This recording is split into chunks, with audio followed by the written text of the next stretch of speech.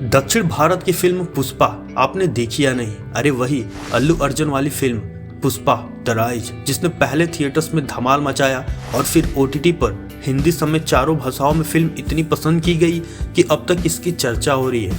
Social media पर तो film को लेकर खूब बातें हो रही है। खैर, हम यहाँ फिल्म पर बात नहीं करने वाले, हम बात करेंगे उस बेशकीमती लकड़ी लाल चंदन के बारे में। यह फिल्म इसी लाल चंदन की तस्करी पर आधारित है, जिसमें एक मजदूर के करोड़पति बनने की कहानी दिखाई गई है। चलिए फिल्म की कहानी से निकलते हैं और बात करते हैं इस लाल चंदन के बारे में। लाल चंदन को रक्त चंदन भी कहा जाता है और इसे लाल सोना भी कहा जाए तो गलत ना होगा। इसकी एक गठरी भी आपके पास हो तो आप मालामाल बन सकते हैं। एक तो चंदन की लकड़ी ही इतनी महंगी होती है, ऊपर से चंदन में भी यह लाल चंदन है। लाल चंदन के पेड़ दक्षिण भारत के राज्य आंध्र प्रदेश की शेषाचलम पहाड़ियों में पाए जाते हैं। ये पहाड़ियाँ तमिलनाडु की सीमा से लगने वाले आंध्र प्रदेश के 4 जिलों नेल्लौर, कुर्नूल, चित्तूर, कडप्पा में पड़ती है। जहाँ को छोड़ दुनिया में कहीं भी ऐसे लाल चंदन के पेड़ नहीं होते हैं। शैव और शाक्त मत को मानने वाले लोग के बीच पूजा के लिए इस लकड़ी का बड़ा ही महत्व होता है। इसे बेहद पवित्र माना जाता है। शेषाचलम पहाड़ियों में ही ये कीमती पेड़ उगते हैं।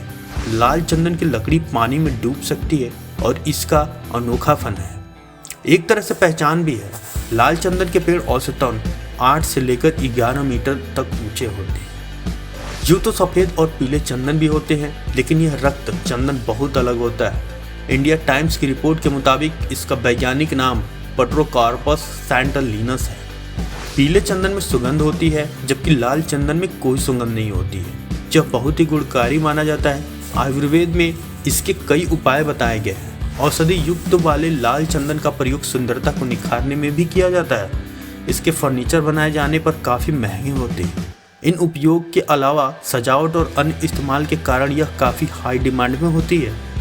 रक्त चंदन के पेड़ दुनिया भर के लिए दुर्लभ है। यह बेशकीमती लकड़ी होती है। मीडिया रिपोर्ट्स के मुताबिक 1 किलो लाल चंदन की कीमत 90,000 से लेकर 1.5 लाख रुपए तक बताई जाती है।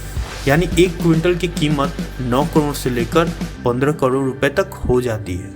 फर्नीचर, सजावटी सामान, पारंपरिक वाद्य यंत्रों के लिए इसकी हाई डिमांड रहती है। इस लकड़ी की सबसे ज़्यादा मांग चीन में है। चीन के अलावा सिंगापुर, जापान, यूएई समेत कई देशों में इन लकड़ियों की हाई डिमांड होती है। इस बेशकीमती लकड़ी की तस्करी न हो, इसके लिए कड़ी सुरक्षा व्यवस्था रहती है। सड़क, जल और आकाश तीनों रास्ते से रक्त चंदन की लकड़ियाँ की तस्करी के मामले सामने आते रहे हैं।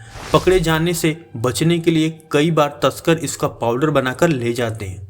इसकी तस्करी रोकने के लिए और गैर कानूनी गतिविधि पर नज़र बनाए रखने के लिए इलाके में एसटीएफ के जवान की तैनात रहती है। देश में लाल चंदन की तस्करी रोकने के लिए कड़े कानून बनाए गए हैं और लागू किए गए हैं। इसके बावजूद तस्कर बाज नहीं आते।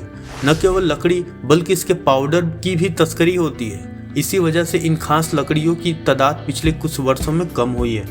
तस्करी हुए पकड़े जाने पर 11 साल की जेल और जुर्माने का प्रावधान किया गया है। लाल चंदन के कई तस्करों को गिरफ्तार भी किया जा चुका है। पुलिस इन इलाकों पर कड़ी नज़र रखती है।